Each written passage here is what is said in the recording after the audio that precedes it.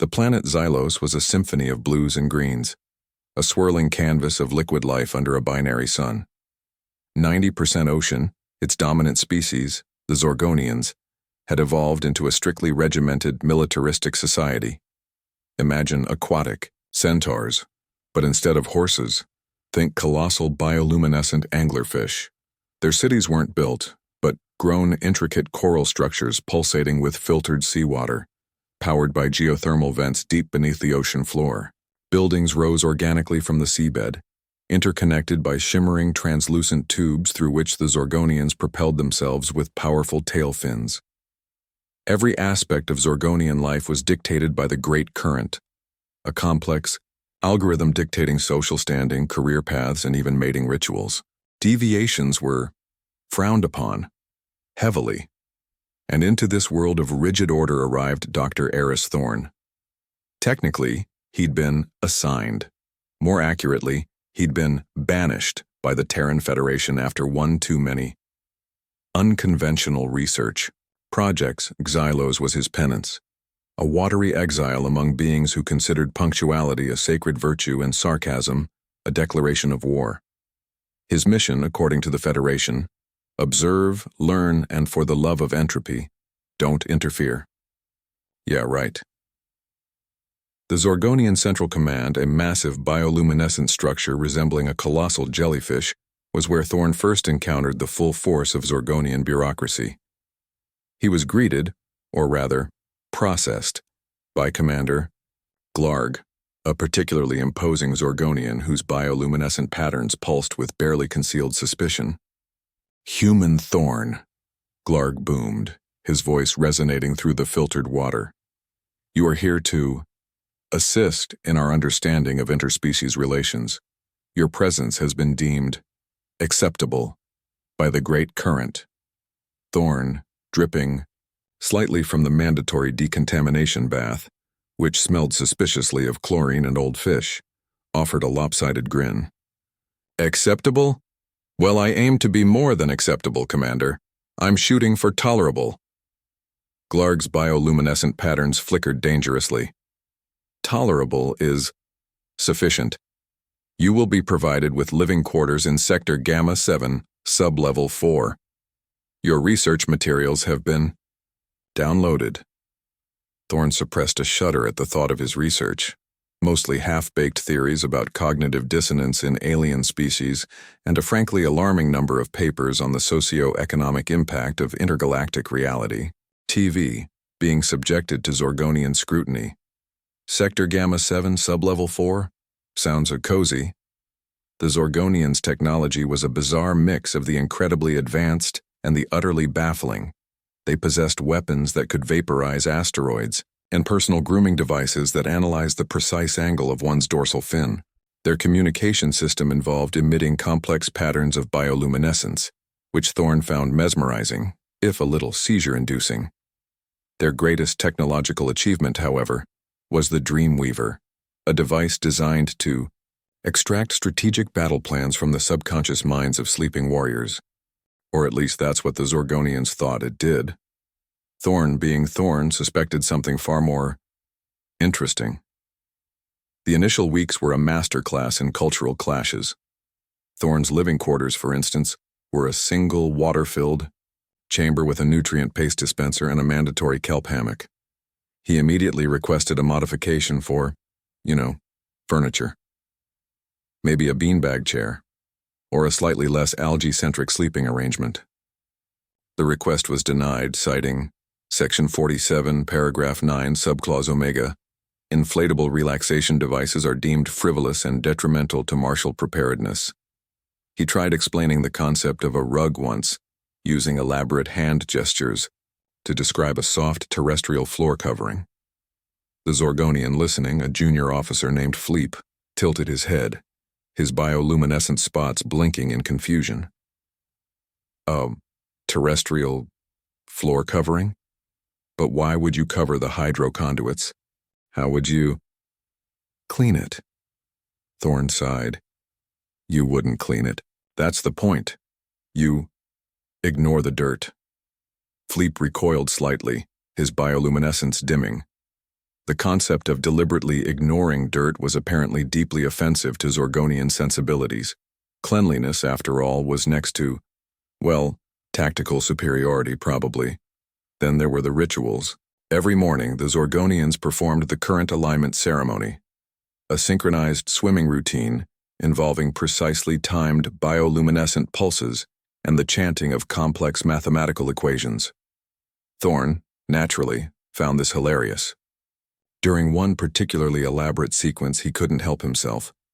He burst out laughing, a loud echoing sound that rippled through the water. The entire ceremony ground to a halt.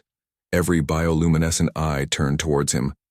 Commander Glarg, his patterns pulsing with barely suppressed fury, swam towards Thorne. "Human Thorne, explain yourself. You have desecrated the alignment ceremony." Thorne, still chuckling, tried to compose himself. "Desecrated? No, It looked like you guys were doing the Macarena.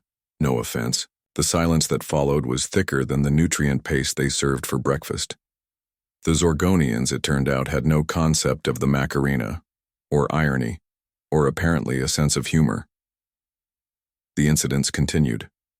Thorne attempted to introduce Casual Friday, suggesting the Zorgonians replace their standard-issue armor with Hawaiian shirts.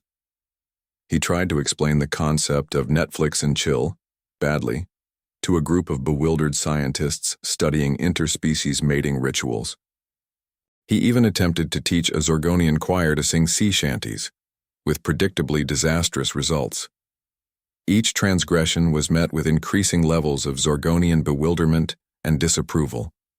Glarg, in particular, seemed to be developing a permanent twitch in his left bioluminescent cluster. He summoned Thorne regularly, delivering stern lectures on the importance of respecting Zorgonian customs. "Human Thorne," he would boom, his voice echoing through the central command. "Your behavior is disruptive.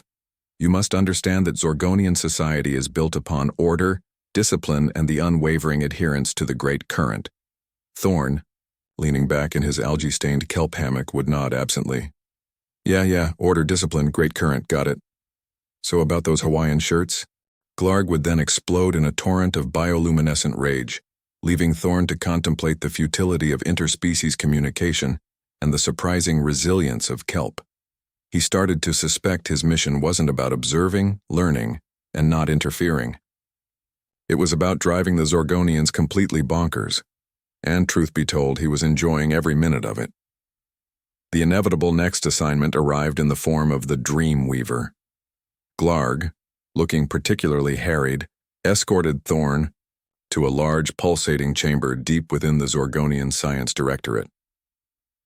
"This," Glarg announced, gesturing towards a bizarre contraption of bioluminescent tubes and pulsating sacs, "is the Dreamweaver. It allows us to extract tactical strategies from the subconscious minds of our warriors." Thorne circled the device, tapping a few of the sacs with a metallic clang. "Right. So it's like a mind-reading snooze machine?" Glarg bristled. "It is a highly sophisticated device capable of unlocking the untapped potential of the Zorgonian psyche, not a snooze machine." He then assigned Thorne to observe, analyze, and, if necessary, optimize the Dreamweaver's functionality.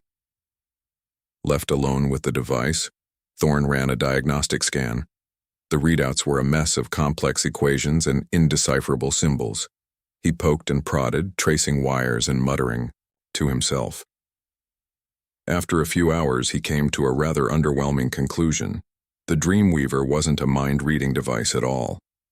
It was, in essence, a glorified relaxation pod. It pumped soothing chemicals into the subject's bloodstream, played ambient underwater noises, and projected pretty light shows onto their eyelids. "Well, that's disappointing," Thorne muttered, scratching his head. "All this pomp and circumstance for a fancy nap." He decided to try it out. Strapping himself into the device, he initiated the sequence. The pod hummed to life. Soothing chemicals coursed through his veins. The chamber filled with calming sounds of bubbling water and whale-like songs. Bioluminescent patterns danced across his vision. It was surprisingly pleasant. He drifted into a state of semi-consciousness, experiencing a series of vague, nonsensical images. He saw giant squids playing volleyball, kelp forests singing opera, and Commander Glarg wearing a tutu. It was less untapped strategic potential and more aquatic acid trip. Emerging from the Dreamweaver, Thorne felt relaxed and utterly devoid of any useful information. So, he mused, they're basically putting their warriors in a sensory deprivation tank and hoping for, what, tactical breakthroughs via interpretive dance? He decided to investigate further, poring over the original research papers. They were filled with pseudoscientific jargon and wildly inaccurate assumptions about the nature of dreams. The Zorgonians, it seemed, had completely misinterpreted the device's purpose. They believed they were extracting brilliant battle strategies, when in reality they were just giving their warriors a really good nap. A nap filled with underwater ballet and cephalopod sports, apparently. Thorne chuckled to himself. This was almost too perfect. A highly militaristic society investing all its hopes in a glorified relaxation pod. The irony was delicious. He couldn't resist. He had to mess with it, bored out of his skull and with a mischievous glint in his eye. Thorne decided the Dreamweaver needed a serious upgrade. A human touch, if you will. He figured if the Zorgonians were going to have useless dreams, they might as well be entertaining useless dreams. The first thing to go was the ambient underwater noise. Thorne replaced it with a curated playlist of Earth music, ranging from classical concertos to 80s synth pop. He reasoned that a little Beethoven or a touch of Bon Jovi would be a vast improvement over whale songs. Next, he tackled the visuals. The bioluminescent patterns were soothing, sure, but also incredibly boring. Thorne rewired the projector to display classic Earth movies, comedies, musicals, even a few cheesy sci-fi flicks. He imagined Zorgonian warriors dreaming of tap-dancing aliens and pie fights. He didn't stop there. Thorne added aromatherapy, replacing the generic soothing chemicals with custom blends of essential oils. Lavender for relaxation, peppermint for focus, and a little bit of citrus just to keep things interesting. Finally, he installed a food synthesizer that would dispense small, flavorful snacks during the dream session. Nothing too heavy, just little bites of chocolate, miniature pizzas, and the occasional gummy bear. After all, who doesn't like a midnight snack during a good dream? The initial Zorgonian reaction to these improvements was, predictably, horror. Glarg nearly had a seizure when he discovered Thorne had replaced the sacred whale songs with what he called human screeching noises. The High Council convened an emergency meeting to discuss this blatant act of cultural sabotage. But then, something strange happened. A few of the younger warriors, curious about the changes, secretly volunteered for Dreamweaver sessions. They emerged, changed, relaxed, and strangely, happy. They spoke of vivid colors, catchy melodies, and bizarre, yet strangely compelling narratives. They even started humming the 80s synth-pop tunes during training exercises, much to the consternation of their superiors. Soon the whispers turned into requests. Warriors were lining up for a chance to experience Thorne's enhanced Dreamweaver. They craved the music, the movies, the snacks, the escape from their rigid, militaristic reality. Even Glarg, after a week of sleepless nights trying to understand what was happening, succumbed to curiosity. He hesitantly entered the Dreamweaver, bracing himself for an experience of unimaginable horror. He emerged an hour later with a dazed expression and a faint whiff of lavender clinging to his scales. He didn't speak of what he had dreamt, but a subtle smile played on his lips. The transformation was remarkable, bordering on absurd. Zorgonian warriors, once paragons of discipline and strategic thinking, were now showing up late to drills, claiming they were still processing a particularly compelling dream sequence. Battle simulations were interrupted by spontaneous outbursts of song, usually badly sung renditions of 80s power ballads. The aquatic training grounds, once filled with the sounds of synchronized swimming and laser fire, now echoed with laughter and the faint aroma of peppermint. The warriors, fueled by dreams of earth comedies and gummy bears, had developed a distinct aversion to combat. They began suggesting alternative solutions to intergalactic disputes, Instead of blowing up enemy planets, perhaps they could throw a massive intergalactic dance party, or maybe send them a care package full of Earth snacks? The High Council watched in stunned silence as their once feared warriors transformed into peaceniks, with a penchant for pop music. The situation quickly spiraled out of control. Strategic meetings devolved into discussions about the merits of different Earth musical genres. War games were replaced by impromptu movie nights. The Zorgonian military, once the terror of the galaxy, was now a bunch of giggling, snack-fueled dreamers. The High Council, a panel of stern-faced Zorgonians, who hadn't smiled in centuries, convened an emergency summit. Grand Moff Zorp, the supreme commander of the Zorgonian fleet, slammed his fist on the table, causing a ripple effect that nearly knocked over his ceremonial algae smoothie. This is madness," he bellowed, his voice echoing through the chamber. "Our warriors are neglecting their duties. They're happy." The other council members nodded grimly. Happiness was, after all, a dangerous and unpredictable emotion. It could lead to complacency, rebellion, even shudder, creativity. They had to put an end to this madness before it consumed their entire civilization. An investigation was launched, led by the notoriously humorless Inspector Krill. Krill, a Zorgonian known for his meticulous attention to detail and his complete lack of imagination, was the perfect choice to uncover the source of this cultural contamination. Krill began by interviewing the warriors, meticulously documenting their dreams and analyzing their behavior. He soon discovered a common thread: Dr. Aris Thorne and his enhanced Dreamweaver. The warriors spoke of strange music, bizarre visual narratives, and gasp, edible substances consumed during the dream state. Krill immediately focused his investigation on Thorne. He reviewed the doctor's file, noting his unconventional methods and his history of cultural insensitivity. He examined the Dreamweaver, meticulously cataloging the changes Thorne had made. The Earth music, the Earth movies, the aromatherapy diffusers, the food synthesizer. It was all there, laid bare for Krill to dissect and analyze. The more Krill investigated, the more horrified he became.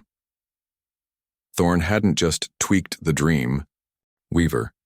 He had completely transformed it into something un-Zorgonian. It was a monument to human frivolity, a celebration of pleasure, a blatant disregard for the solemnity of war. Krill presented his findings to the High Council, laying out the evidence with cold, clinical precision. He concluded that Dr. Aris Thorne was not a scientist but a saboteur, a cultural terrorist, a threat to the very fabric of Zorgonian society. He demanded that Thorne be apprehended, interrogated, and punished. The High Council, their faces grim, unanimously agreed. Thorne had to be stopped before he infected the entire Zorgonian race with his humanity. The High Council, robes billowing dramatically in the filtered water currents of their chamber, cornered Thorne in his lab. Grand Moff Zorp, face a mask of utter disapproval, pointed a clawed finger at the human. "Dr. Thorne," he boomed, his voice amplified by the chamber's acoustics, "you stand accused of cultural subversion, technological tampering, and the unauthorized introduction of happiness into the Zorgonian military." Thorne, who was mid-sandwich, a concoction of seaweed paste and something he swore was vaguely peanut butter flavored, shrugged, crumbs floating around him in the water. "Look, guys, I was just trying to help. You were all so stressed, needed to, chill." "Chill?" shrieked Counselor Fleep, a particularly shrill member of the council. "Our warriors are meditating on cat videos instead of battle strategies. They're demanding flavored oxygen. The fleet is requesting carpets for their torpedo bays." Grand Moff Zorp slammed a fist on the table, sending a cloud of algae spores into the air. "The penalty for such crimes is, well, let's just say you won't be enjoying any more of your sandwiches." He gestured menacingly with a ceremonial trident. But before Zorp could deliver his threat, a wave of something washed over the chamber. It started as a low hum, a series of melodic tones that vibrated through the water. It grew louder, more complex, resolving into a chorus of voices singing badly. Very badly. The singing was accompanied by dancing, or at least what passed for dancing in zero gravity. Zorgonian warriors, usually stoic and disciplined, were now swirling through the corridors, limbs flailing, singing off-key renditions of earth pop songs. The music, Thorne realized with a grin, was coming from the warriors themselves. They weren't just singing the songs, they were weaving them. The dreams, the emotions, the bizarre images that Thorne had introduced were now being translated into a new form of combat. A holographic display flickered to life, showing a battle simulation. But this wasn't the usual display of brute force and tactical maneuvers.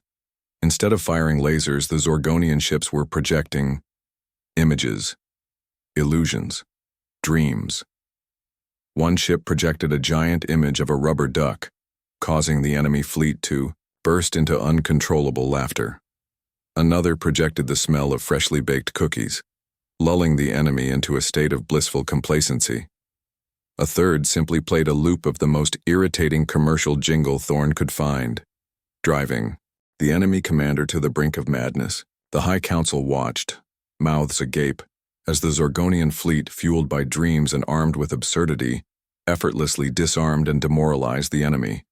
No shots were fired, no planets were destroyed, just laughter and a crippling addiction to earworm jingles. Grand Moff Zorp, spluttering with disbelief, turned to Thorne. What is this?" Thorne shrugged, a mischievous glint in his eye. "Creative problem solving, thinking outside the box? I don't know, call it what you want. Looks like your warriors are fighting with their imaginations." The High Council stared, their multifaceted eyes wide with a mixture of horror and grudging respect. Zorp, after a long, gurgling silence, managed to croak, It appears effective." Counselor Fleep, still twitching slightly from the residual effects of a particularly catchy K-pop tune, nodded weakly in agreement. Unorthodox, certainly, but undeniably less destructive. Thorne watched them, a small smile playing on his lips as the chaos subsided, leaving only a faint scent of bubblegum-flavored oxygen in the air. The artistic revolution, as it would later be known, had taken root.